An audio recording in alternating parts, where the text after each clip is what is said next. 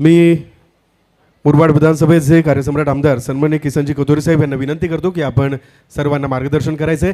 एकदा जोरदार टाळ्या झाल्या पाहिजेत मुरबाड विधानसभेचे कार्यसम्राट आमदार किसनजी कथोरे साहेब यांच्यासाठी।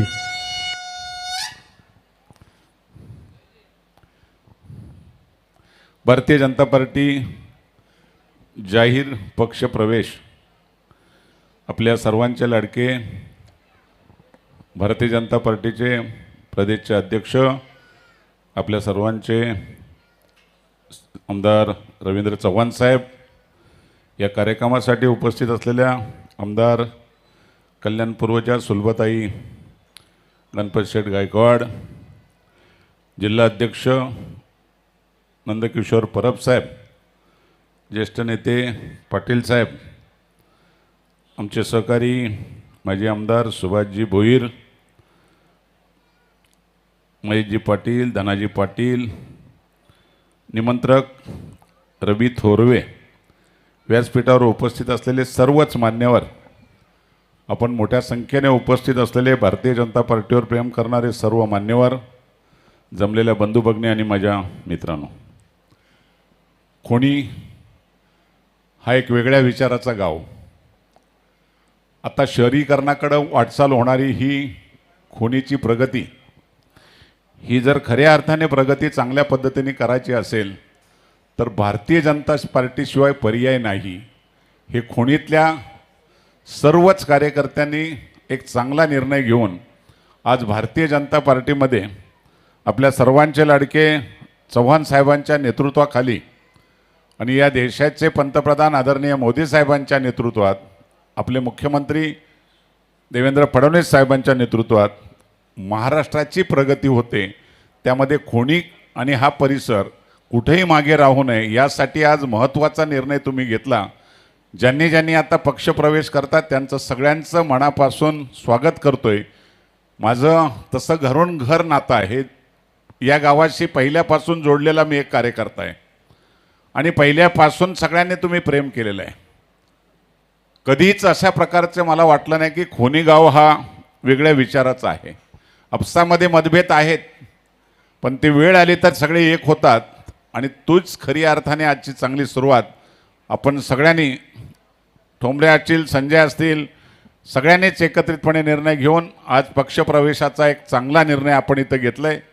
भविष्यातलं हे गाव केवळ गाव राहणार नाही तर नगरपालिकेचे वेध लागलेला हा गाव आहे। आपल्याला केवळ ग्रामपंचायतीवर अवलंबून राहून चालणार नाही, भविष्यामध्ये या गावाची स्वतंत्र नगरपालिका होईल अशा प्रकारचं चित्र तुम्हा आम्हा सगळ्यांना कल्पना आहे। हजारोच्या संख्येने इथं नागरिक राहायला येतात आणि गावाचं गावपण जर टिकवायचं असेल तर आपल्याला सुविधा महत्त्वाच्या असतात, विकास महत्त्वाचा असतो आणि तो विकास करायचा असेल तर राज्याचे मुख्यमंत्री देवेंद्र फडणवीस साहेबांच्या शिवाय पर्याय नाही आणि म्हणूनच खऱ्या अर्थाने आपण निर्णय घेतला आहे। या सगळ्याच कार्यकर्त्यांना एक चांगलं बळ मिळेल अशा प्रकारच्या आम्ही सर्वच मंडळी आपल्याबरोबर आहेत। कोण काही सांगत असेल त्यापेक्षा विकासाची दृष्टी केवळ आणि केवळ भारतीय जनता पार्टीकडे आहे। ज्या गावाचा विकास चांगला करायचा असेल, ज्या भागाचा विकास चांगला करायचा असेल तर आपल्या कार्यकर्त्याला ताकद दिली पाहिजे आणि ती ताकद देण्याचं काम आपले प्रदेशाध्यक्ष, सर्वसामान्य कार्यकर्ता जरी गेला तरी आदराने ते आपल्याला सांगतात की आपण चांगल्या विचारातून या कार्यकर्त्याला जपलं पाहिजे। रात्री 12, 1, 2ला जरी तुम्ही फोन केला तरी आपल्या प्रदेशाध्यक्षांचा फोन कधीही उचलला जातो आणि चांगल्या विचारातून तुम्हाला कधी मदत करण्याचा प्रयत्न केला जातोय। ही घडत नाही इतर पक्षांच्यामध्ये। इतर पक्षामधली परिस्थिती तुम्हाला सगळ्यांना कल्पना आहे। तो जर विचार केला तर आपल्याला ही ताकद वाढवण्यासाठी तुम्ही सगळ्यांनी एक चांगल्या विचारातून या गावाचं भविष्य घडवण्यासाठी चांगल्या प्रकारचं प्लॅनिंग करा, एक चांगला विकास आराखडा तयार करा।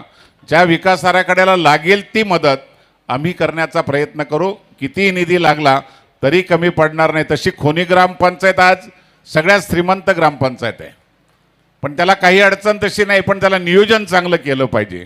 जिल्हा परिषदच्या गटामध्ये सुद्धा या तुमच्याच गावाला खऱ्या अर्थाने महत्त्व येणार आहे।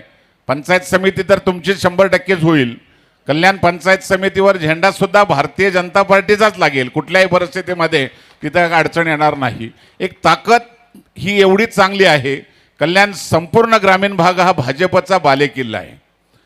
आज तुमच्या खोणीपासून तर खडवलीपर्यंतचा तुम्ही कुठेही गेला तरी सगळ्या ग्रामपंचायती आपल्याकडे आहेत आणि चांगल्या विचारातून आपण विकासाची दृष्टी ठेवलेली आहे. रस्ते असतील, पाणी असतील, विविध सुविधा असतील. मी मध्ये एकदा ठोंबरेंना आणि सगळ्यांना सांगितलं होतं की आपल्याला आता खोनी गावासाठी एखादं मोठं सांस्कृतिक भवन उभं करण्याची गरज आहे. आज गावांच्यातले आपले अंगणे गेलेत, सगळे आवाडे गेलेत, मंडपांना जागा शिल्लक नाहीत. त्यापेक्षा आपल्या गावाला जर चांगलं एखादं मोठं सांस्कृतिक भवन झालं तर लग्न कार्यासाठी मोठ्या गावाला एक चांगल्या प्रकारची सुविधा होईल आणि त्याचं सुद्धा प्लॅनिंग करण्यासाठी या गावाला आपण दिशा दिलेली आहे आणि लवकरात लवकर तो मार्ग लावून एक चांगल्या प्रकारचं इथं एखादं मंगल कार्यालय व्हावं आणि त्यामध्ये सांस्कृतिक भवनाची एक चांगली सुविधा मिळावी अशा प्रकारचं सुद्धा नियोजन आपण इथं केलेलं आहे.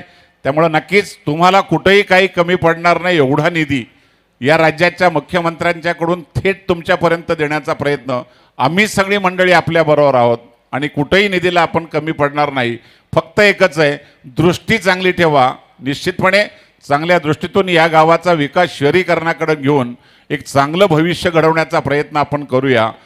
निश्चित त्याच्या अगोदर तुम्हाला सांगायला मला आनंद वाटेल, या राज्याच्या मुख्यमंत्र्यांनी मेट्रोचं जे काम घेतलं आपल्याला, मेट्रो 14 ही ऐरोली, कांजूरमार्ग, शिलफाटा, खोनी, नेवाळी फाट्यावरून बदलापूरला जाते. मेट्रो जर तुमच्या बाजूने जात असेल तर तुमच्या विकासाला अजूनही चांगल्या प्रकारची दिशा मिळणार आहे आणि ती दिशा खऱ्या अर्थाने तुम्हाला सगळ्यात चांगल्याची होणार आहे. रेल्वेपेक्षा चांगली सुविधा आज आपल्याला मेट्रोच्या माध्यमातून लवकरच त्याच्या निविदा आता निघालेल्या आहेत. दिवाळीपर्यंत त्याचं काम सुरू झालं पाहिजे. मेट्रो झाल्यावर या भागाचा कायापालट करण्यासाठी आपल्याला कुठलीच अडचण राहणार नाही.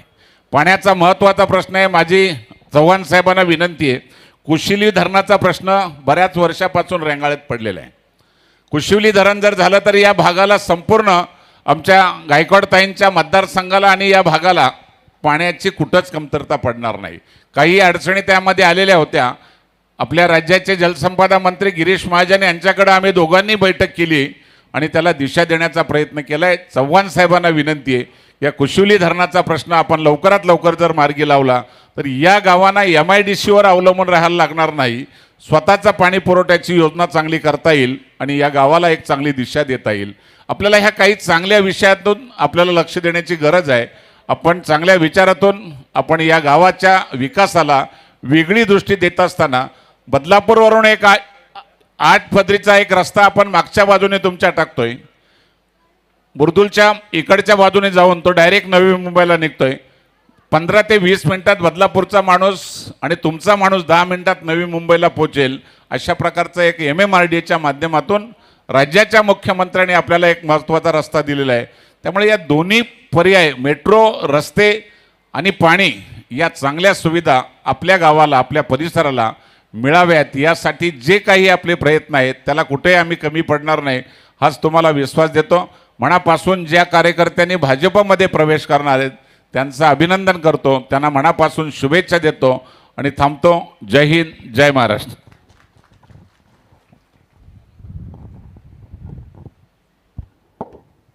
धन्यवाद. हॅलो, धन्यवाद कथोरे साहेब.